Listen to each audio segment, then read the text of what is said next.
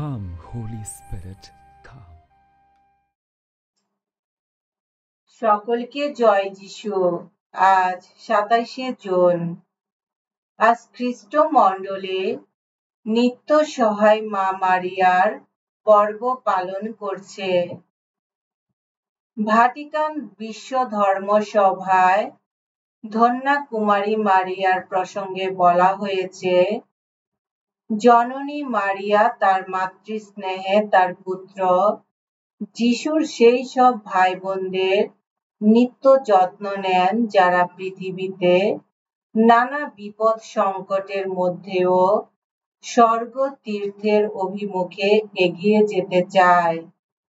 তাই খ্রিস্ট মণ্ডলী ভক্তি শ্রদ্ধা জানিয়ে মা মারিয়াকে নানা নামে অভিহিত করে থাকেন, যেমন পরার্থবাদিনী, সহায়তাকারিণী, আনুকূল্যদায়িনী, ভক্ত সমর্থনকারিণী।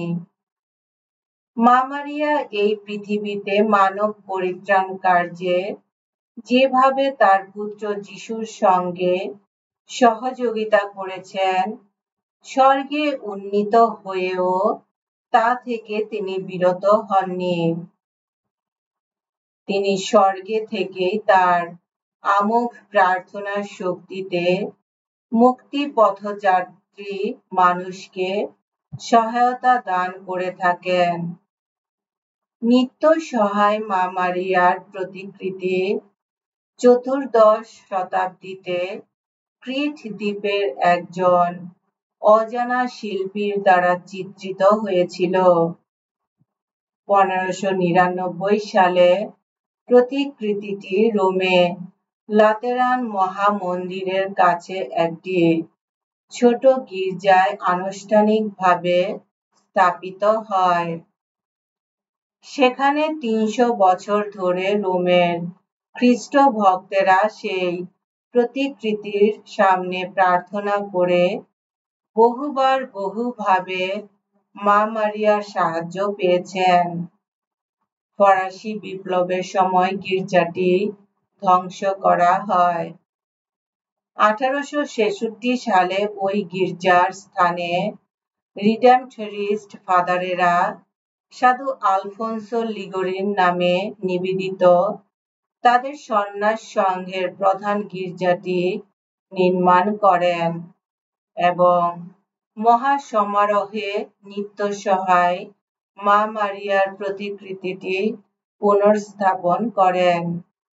সেই দিন থেকে নিত্য সহায় মা মারিয়ার সম্মানার্থে বিশেষ পর্ব পালন করা হয়। এসো আমরা প্রার্থনা করি। হে প্রভু যীশু খ্রিস্ট, তুমি চেয়েছ তোমার স্নেহময়ী মাতা যেন হন আমাদের জননী, আমাদের নিত্য সহায়।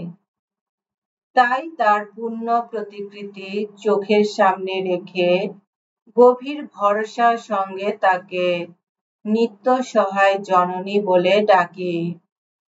হে প্রভু, অনুনয় করি তোমায়, তার মাতৃ স্নেহের স্পর্শে সিঞ্চিত হোক আমাদের শুষ্ক হৃদয়, ফুটে উঠুক মুক্তির শতদল।